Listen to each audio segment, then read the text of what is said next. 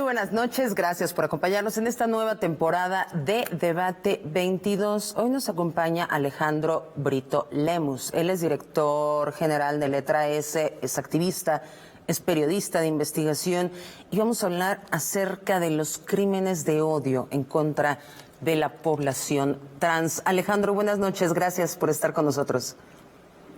Muchas gracias, Kimberly. Es un gusto estar contigo y con tu auditorio. Al contrario, muchísimas gracias. En este país sabemos que hay un gran problema de feminicidios, que es un país feminicida por excelencia. Las cifras siguen al alza, lamentablemente.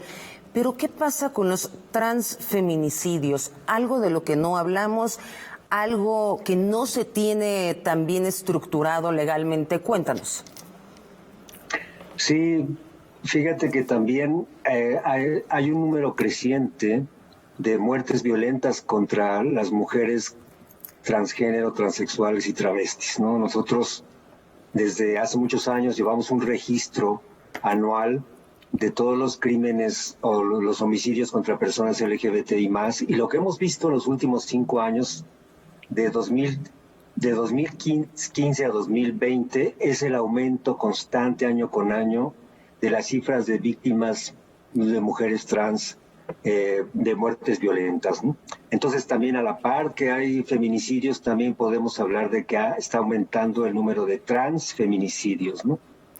Cuando hablamos transfeminicidios, queremos decir que el crimen sucedió porque son trans. No hay ningún otro tipo de tema de que fue delincuencia, fue un asalto, fue pues crimen común.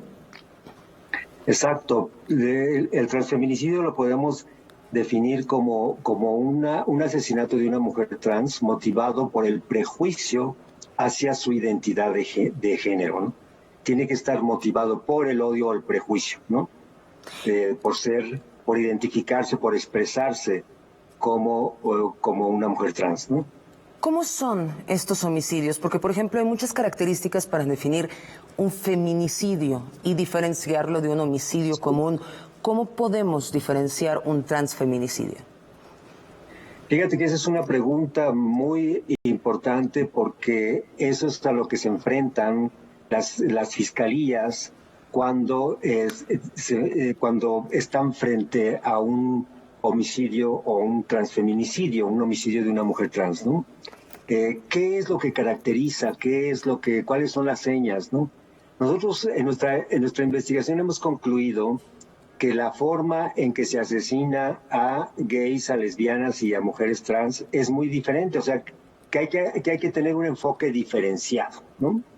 Y entonces hay una forma como se asesina a las mujeres trans, y lo que hemos encontrado es que se les asesina sobre todo en espacios públicos, o sus cuerpos son arrojados en los espacios públicos, que es una característica muy similar al de algunos feminicidios, ¿no?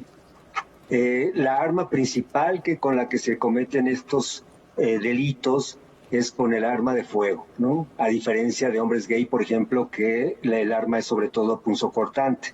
Y en segundo lugar, ¿a qué le atribuyes eso? Discúlpame que te interrumpa. ¿A qué le atribuyes la diferencia entre que unos usan arma de fuego y para las personas gay punzocortantes? Fíjate que no tenemos una respuesta contundente sobre eso, porque no tenemos todavía cifras oficiales, ¿no? Las cifras que existen las hemos recabado las organizaciones civiles, porque todavía las autoridades responsables de investigar estos crímenes no registran la identidad de género o la orientación sexual de las víctimas, ¿no? Bueno, tampoco a veces registran los feminicidios, no los pueden tipificar. Exacto.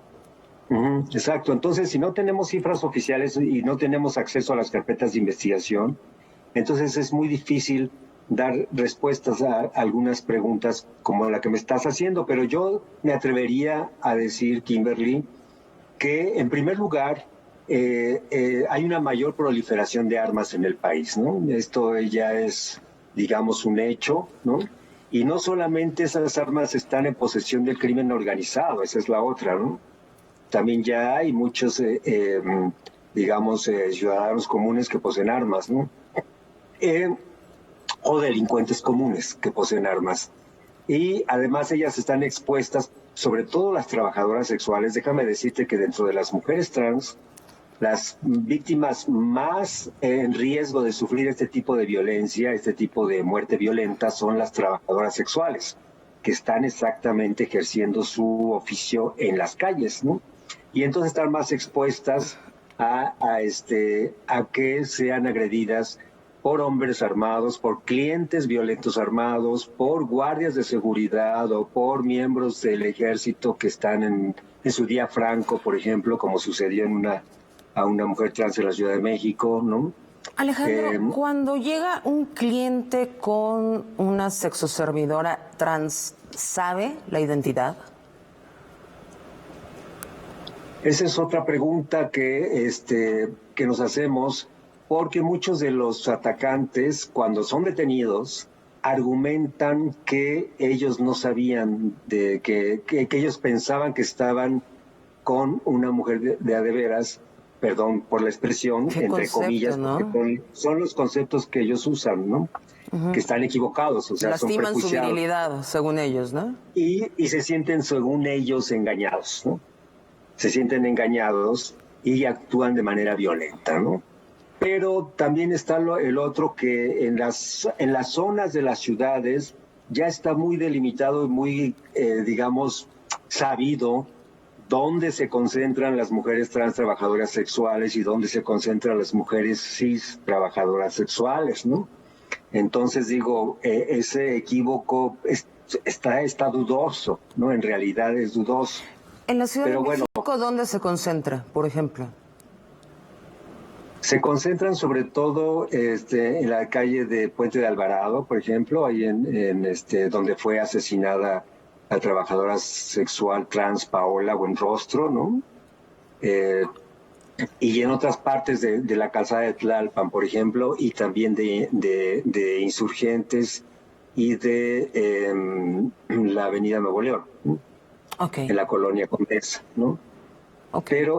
Pero hay clientes que las buscan a ellas por ser trans, ¿no? Si hay hombres que se sienten atraídos, ¿no?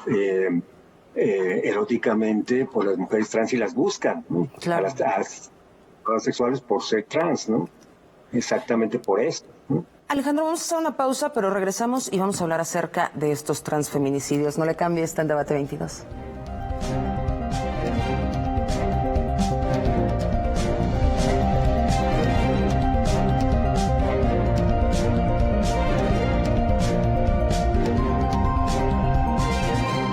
Gracias por seguir con nosotros. Se incorpora a esta mesa de debate María Clemente García. Ella es diputada federal y activista trans. María Clemente, gracias por estar con nosotros también. No, al contrario, muchísimas gracias por la invitación para compartir estos puntos de vista tan necesarios en México para la defensa de los derechos humanos de cualquier persona. Muchas gracias. Claro que sí. Vamos a regresar un momento nada más con Alejandro por el tema que dejamos pendiente antes del corte. Alejandro, estos crímenes han ido en incremento. En lo que llevamos de este 2022, enero, ¿cuántos crímenes ustedes tienen contabilizados a pesar de la dificultad para poder llevar un registro? ¿Y qué ha pasado en los últimos 5 años? Mira, todavía no tenemos nuestra contabilidad de lo que va del año, pero te puedo decir que en el 2021 llevamos 41 muertes violentas de mujeres trans, solamente de mujeres trans, ¿no? Es una cifra preliminar y nosotros solemos decir que al menos se asesinaron a 41 mujeres trans porque nuestro reporte es con fuentes secundarias, entonces la cifra real es mucho mayor. Tenemos que multiplicarla por 2.5 para acercarnos a esa cifra, ¿no? Como te decía, no hay registros oficiales, ¿no? Y sí, lo que hemos visto de 2015 a 2019, un incremento constante del número de víctimas trans, mientras las víctimas de hombres gays permanecían como estables, las de mujeres trans, un aumento constante. Solamente disminuyeron en el 2020, pero esto se debió a las medidas adoptadas por la pandemia, ¿no? Que vimos en el 2020 una disminución de los asesinatos contra personas LGBT debido a todas estas medidas que se adoptaron para enfrentar la pandemia, ¿no? Pero pensamos que una vez que se restablezcan todas las actividades va a volver esta tendencia creciente de muertes violentas contra mujeres trans, ¿no? Y eso estamos hablando de muertes, pero si habláramos de agresiones, hostigamiento, acoso, insultos, la cifra debe ser tremenda. Sí, desgraciadamente en esto sí no hay ningún registro, porque la gente no denuncia por desconfianza hacia las instituciones de procuración de justicia, ¿no? Temen que se les revictimice otra vez, ¿no? O que se les criminalice incluso, ¿no? Aunque no pasa nada. Y las denuncias, lo que hemos visto es un crecimiento de las denuncias públicas, ¿no? A través de las redes sociales. Eso sí hemos visto que la gente ya está decidida a denunciar y eso nos parece bien, pero nadie está tomando todavía el registro de ese tipo de agresiones, ¿no? Ustedes en Letra S sacaron unos datos que se los voy a compartir, son muy interesantes. En los últimos 5 años, la cifra acumulada de muertes violentas de la comunidad, las mujeres trans son las víctimas principales, abarcan el 52% de las víctimas. Le siguen los hombres gays con 28% de los casos, las lesbianas con 10% de los casos. Vamos contigo, María Clemente García, diputada federal. ¿Qué le falta a este país para avanzar? Digo, nos falta todo, pero ¿con qué empezaríamos? Pues yo les pediría que faltan 3 cosas en México: educación, educación y más educación. Un pueblo mal informado sobre sus propios derechos, sobre su historia, sobre su cuerpo, sobre su sexualidad, pues no va a tener mucha idea, y particularmente en temas de su sexualidad, si no entiende la suya, ¿cómo va a entender la de las demás personas? Actualmente acá en México, en la 64 legislatura, a propuesta de la diputada de La Piña, se modificó el artículo 3º constitucional en el marco, ¿no?, de darle revés a la reforma educativa de Peña Nieto, esta mal llamada reforma educativa. Se quitó, se modificaron algunas disposiciones del artículo, incluyendo justamente que se incluyera el concepto de educación sexual, y así ahora está en nuestra Constitución desde la legislatura pasada. Después de esto se empieza a diseñar lo que es el proyecto educativo de la Cuarta Transformación, que es la nueva escuela mexicana, y en el proyecto de la nueva escuela mexicana pues se contempla justamente ya educación sexual. No sé si me equivoco en el documento, desde primaria, entiendo que más o menos por ahí de tercero se empieza a hablar de estos temas para reconocer el cuerpo y muchas cosas, ¿no? No se ha podido implementar la nueva escuela mexicana del todo porque pues entró la pandemia. Y pues se tuvo que implementar el tema de educación a distancia, y el proyecto educativo, la nueva escuela mexicana, no estaba pensada para estas disposiciones a distancia. No se ha podido, los niños no han regresado a las aulas en las escuelas, ¿no?, ni los jóvenes en su educación media superior. Entonces no ha podido avanzar mucho la implementación de este programa. Esteban Moctezuma ya no nos acompaña en la Secretaría de Educación Pública, y ahora está la maestra Delfina. Habría que darle mucho seguimiento para que esto se implemente, porque podría ser muy positivo para poder calmar el clima de odio, ¿no? Porque cuando las personas estamos informadas, entendemos, y no hay... Cuando nosotros tenemos educación de por medio, orientación, y podemos tener un juicio propio, pues no va a haber discursos de odio de tipos como el diputado Gabriel Cuadri, que llega aquí a hacer arengas, ¿no?, que ponen sobre la mesa el odio y el desprecio hacia María las Clemente, personas trans. ahí te quiero interrumpir.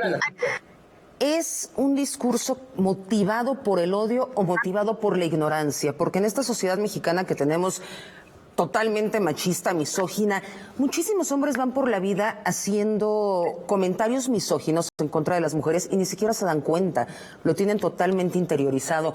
Este ejemplo particular que hablas de Cuadri, ¿es claramente un discurso de odio o es su ignorancia? No.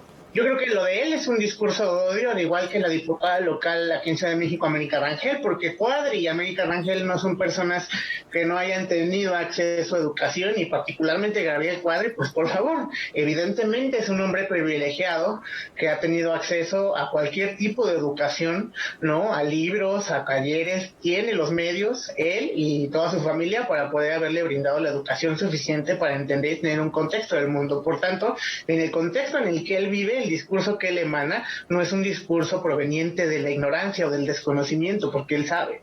Es un discurso de una convicción propia que él tiene de odiar a las personas trans. Entonces no podría ser. Por ignorancia hay personas que responden al discurso de esta persona, ¿no? Que con toda la convicción en la mano, en su conciencia, emite estos discursos para dañarnos. Y justamente hemos visto que justamente a partir de que Gabriel Cuadri empieza a meter estos discursos de odio, legitima a las personas que con ignorancia no entienden y sienten miedo ante nuestra presencia, ¿no? Y entonces reaccionan de manera violenta, porque no conocen y se legitiman cuando les dicen no está bien. Entonces está bien que sientas miedo, y entonces está bien que ese miedo se convierta en un puñetazo, que está bien que ese miedo se convierta en un apuñalamiento, está bien que ese miedo se convierta en aventarle una piedra en la cabeza. Eso es dos cosas distintas. El discurso de Gabriel Cuadri no es un discurso de ignorancia. Él sabe, él tiene conciencia. Y he tenido las herramientas y oportunidades para estar súper bien informado. Es un discurso de odio con plena convicción. Y la conversación en redes sociales, los discursos de odios en redes sociales de usuarios anónimos. Por ejemplo, si leemos el tema de los migrantes en contra de los haitianos, hay unas respuestas de odio de un país clasista, racista y de verdad inhumano algunos de los comentarios. ¿Lo que lees en redes sociales es ignorancia o es odio? Es ignorancia, pues hay que analizar justamente el contexto en el que vivimos las personas en México, ¿no? Y la educación que hemos estado recibiendo, ¿no? No sé justamente si en nuestra audiencia en este programa tan valioso que tienes tú para hacer esta reflexión pueda recordar que justamente fue durante este régimen neoliberal que justamente en el sexenio de Vicente Fox decidieron aquí justamente modificar, ¿no?, los programas educativos y eliminar, por ejemplo, la educación cívica, ¿no? Es una educación que ellos programaron para que la gente no conociéramos, para capacitarnos como mano de obra y no para humanizarnos y sensibilizarnos a partir de muchas otras áreas del conocimiento que no sirven para sus fábricas, que no sirven para sus negocios, pero que sí sirven para relacionarnos como seres humanos a partir del respeto, de la paz. Eso hicieron ellos. Imagínense si los neoliberales del PRI y del PAN quitaron educación cívica, imagínate cómo está toda esa generación que creció sin educación cívica, ¿no? Imagínate. Y no es una desinformación o ignorancia que sea culpa de las personas. Imagínate en una ranchería donde tienes que caminar 1 hora para llegar a una primaria y llegas a la primaria y nadie te habla de sexualidad y te quitan la educación cívica porque esa es la política de educación de tu gobierno, pues ¿cómo vas a crecer tú, no? ¿Cómo va a evolucionar la prehistoria, ¿no? Entonces, claro que es culpa de este régimen que llegó acá, lo estamos tratando de corregir. Entonces, justamente, hay una responsabilidad intrínseca de todos estos políticos que además nos han discriminado. Gabriel Cuadri hoy los encabeza porque es quien está en boca de todos, pero está América Rangel y ha habido muchos otros que nos discriminan y que emiten discursos desde posiciones de poder, ¿no? Como líderes de opinión o figuras públicas y que hacen que legitiman estos pensamientos, estos miedos que se convierten en violencia que termina lastimosamente en asesinatos, en crímenes de odio. Hace rato decía justamente Alejandro que ¿cómo se llama? Las cifras, ¿no? Nos contaba que disminuyeron durante la pandemia, sí, porque en la pandemia y sobre todo en los meses de confinamiento obligatorio, pues ni los asesinos querían salir de su casa, ¿no? Ni modo que se mataran ellos mismos. Ojalá lo hubieran Vamos hecho. a hacer una pausa, vamos a hacer nuestra última pausa y regresamos. Gracias.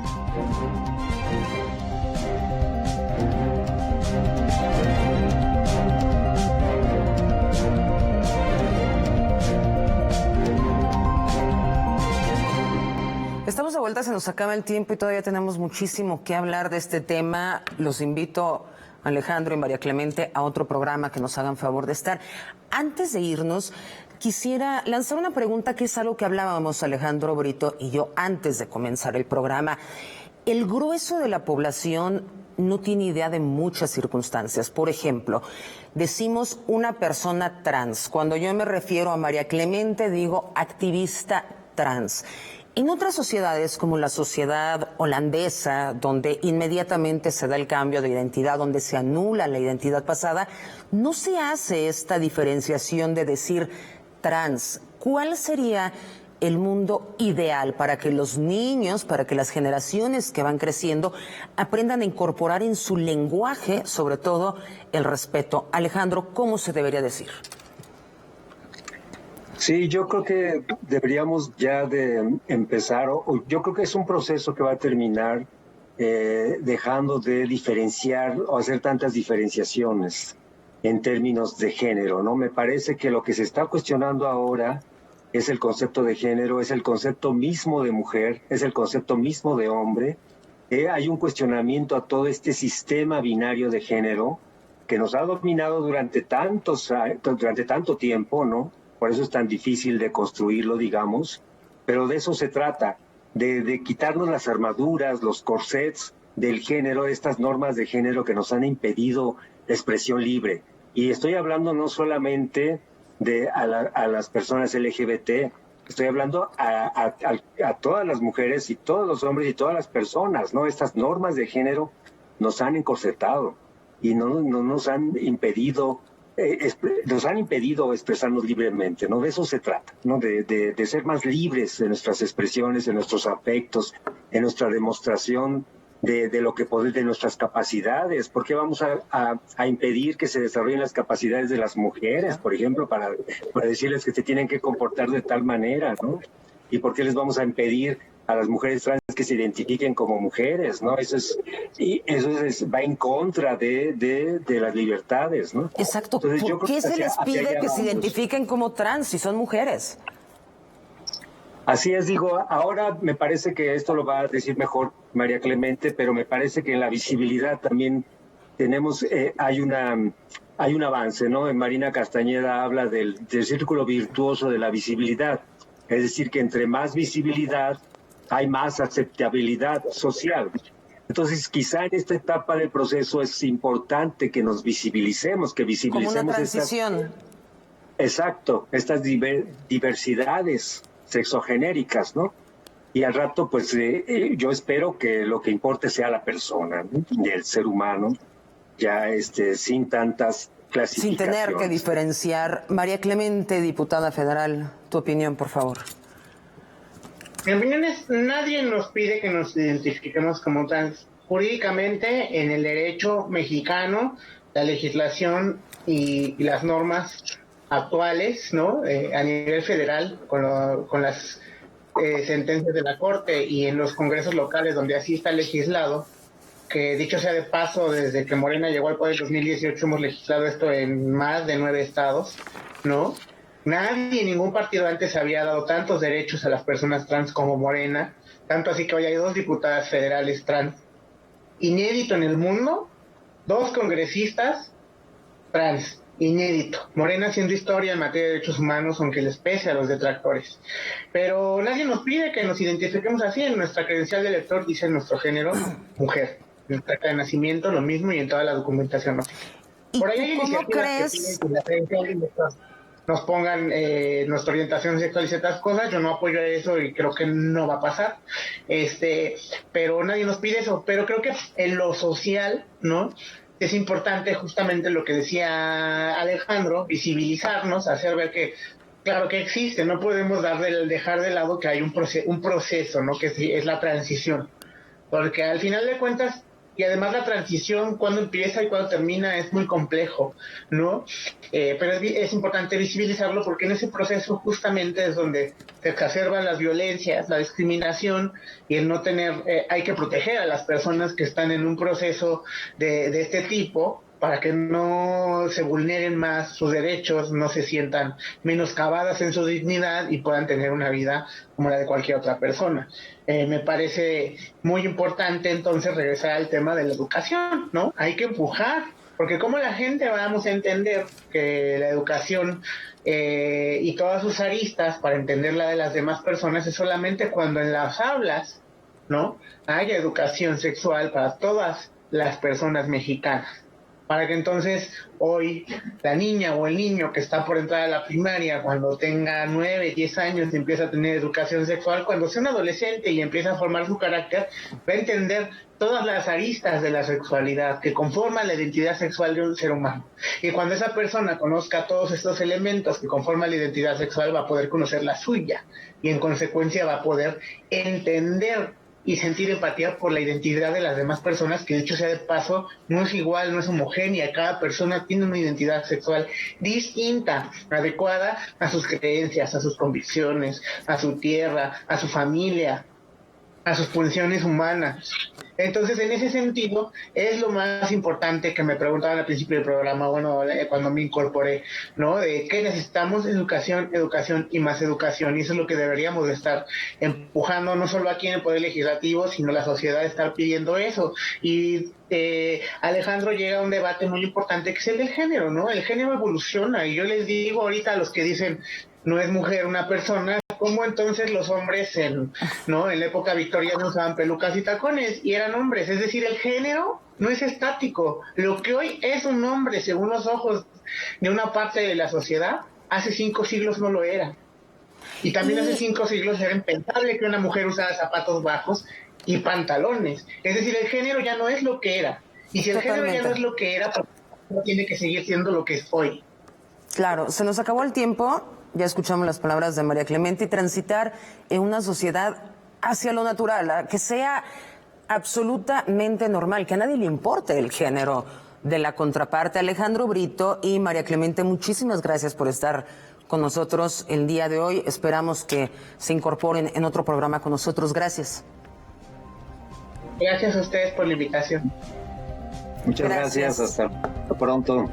Gracias, y los esperamos el próximo miércoles en punto de las 9. Ya viene Pantalla de Cristal.